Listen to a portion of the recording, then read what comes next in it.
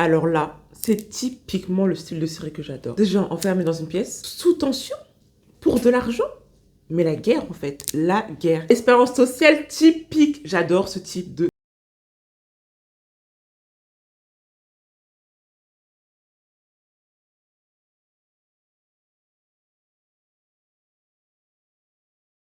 Je se trouve pour une série The Egg Show qui vient de sortir sur Netflix, là. Pépite, en fait. Attention, spoiler, comme d'habitude, si vous n'avez pas regardé la série, ça sert à rien de venir ici. C'est pour les gens qui ont regardé la série. Alors, cette série est basée sur le webtoon du même nom et inspirée de la série coréenne Money Game du même style. Et d'ailleurs que je n'ai pas encore vue, mais qui m'intéresse. Dans la série, on explore les inégalités sociales et la lutte dans la société coréenne. On rappelle, on a 8 personnes enfermées dans un studio pour un jeu télévisé. Ils sont classés du plus riche au plus pauvre. Et bien sûr, le plus pauvre au sous-sol, en bas. Comme Parasite, le film Parasite, si vous l'avez vu.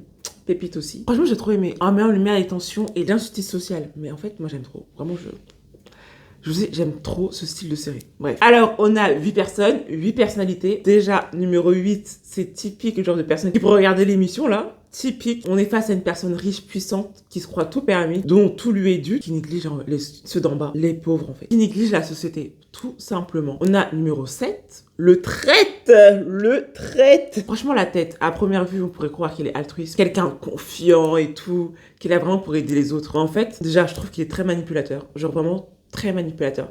En fait, finalement, son intelligence fait qu'en fait, il peut facilement manipuler les gens. On fait facilement confiance. Mais finalement, ça peut être même lui le plus dangereux. J'espère que vous avez regardé la fin de l'épisode 8, du dernier épisode, où ben, on se dit vraiment, finalement, t'as déjà tout, qu'est-ce que tu veux encore? Il veut vraiment la reconnaissance, il veut encore, il veut plus, tu vois. Alors, après, numéro 6, les pires. Les pires. Ils en ont rien à faire. Ils en ont rien à faire. Les personnes qui aiment la puissance, le pouvoir, qui sont prêtes à tout pour te rabaisser, et même pas forcément pour de l'argent, juste ils aiment ça en fait, ce sentiment de pouvoir, tu vois. Franchement, tout pour piétiner les pauvres et se sentir puissant.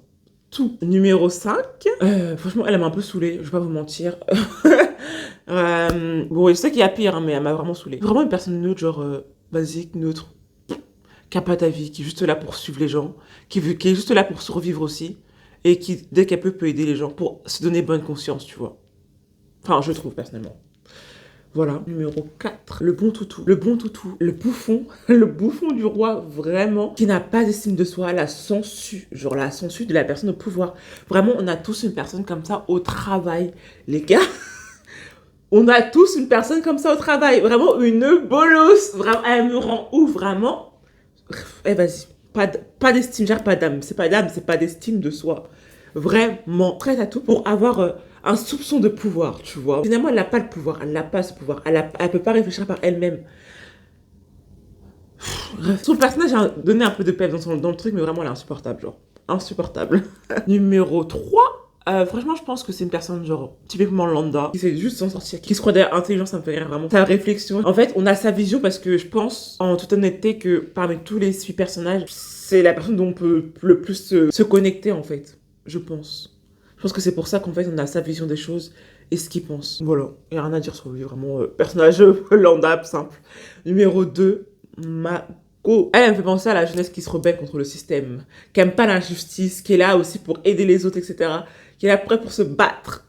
Il n'y a rien à dire de... Et bien sûr, dans le numéro 1, le dernier qui n'a rien à perdre, le pauvre ultime, vraiment, qui montre vraiment le véritable chagrin d'une personne vraiment pauvre, genre vraiment pauvre et très pauvre, qui n'a vraiment rien à perdre. Vraiment problématique cet homme-là, vraiment. C'est vraiment genre, peut-être au 5e épisode, je me suis dit, mais lui, il rend ouf, mais qu'est-ce qui va pas chez lui? Non, surtout au dernier épisode. Après, j'ai fait, mais en fait, il a juste plus rien à perdre en fait, tout simplement. Chacun avait leur propre épisode avec la présentation de leur passé et leur point de vue au départ du jeu. Ce qui est très important aussi. Qui montre à quel point ils sont tous différents les uns des autres. Que leur situation aussi est toute différente. Comment ils ont aussi ressenti le démarrage du jeu en fait. Ça c'est vraiment, j'ai bien apprécié. On a vraiment chacun leur point de vue et tout. Et pourquoi aussi ils sont là, dans quel but et quelle aussi vraiment leur mentalité de départ. Et leur mentalité de fin aussi, du coup on voit l'évolution.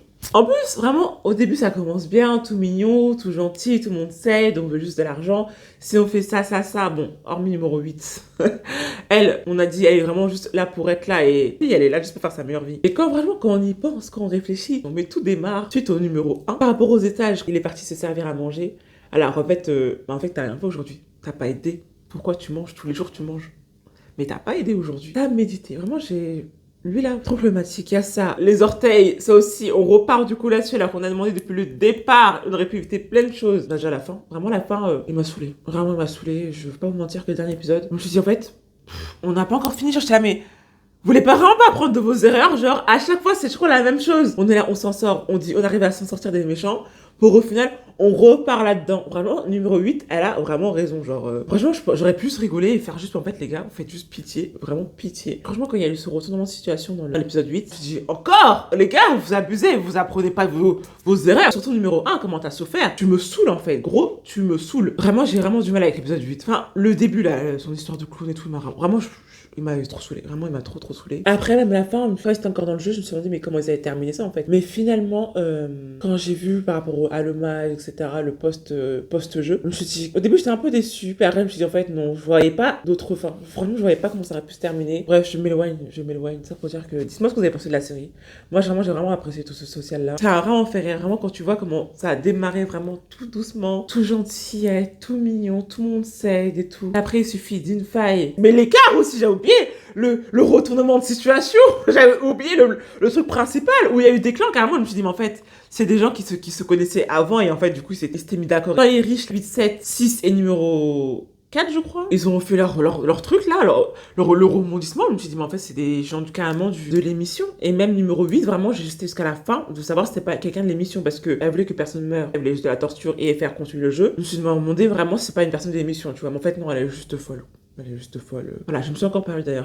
J'avais parlé de l'écart. Du coup, ça montre vraiment l'écart entre les riches et les pauvres. En fait, c'était le reflet de la société alors qu'on est encore dans un jeu. Mais en fait, du coup, il n'aurait pu ne pas y avoir d'écart. Mais du coup, vraiment, dites-moi ce que vous avez pensé de la série. Il manquait un petit truc. Vraiment, il manquait un petit truc. Ou même le fait peut-être que ce soit aussi redondant. Le fait que, certes, les retournements de situation, mais même les tortures étaient assez longues en fait. Je trouve quand c'était les riches au pouvoir, leur truc de jeu et tout, ça me saoulait à un moment donné. Et quand la numéro 8 a torturé les gens, je me suis dit en fait c'est bon là, on a compris. Ça commence à être long. Genre vraiment je trouvais ça long. Genre à un moment donné, ok, tu gagnes du temps, il y a ça, ok tu fais ta meilleure vie et ensuite. Et quand l'autre là, le clown, il repart encore là, j'étais monsieur, non. Ça a 2 secondes en fait. À un moment donné on arrête les bêtises. Ça a musqué là. À part vous ça vous musqué. Bref. En tout cas. Je me répète, dites-moi ce que vous avez pensé de la série. Je vous dis à très bientôt, puis ciao!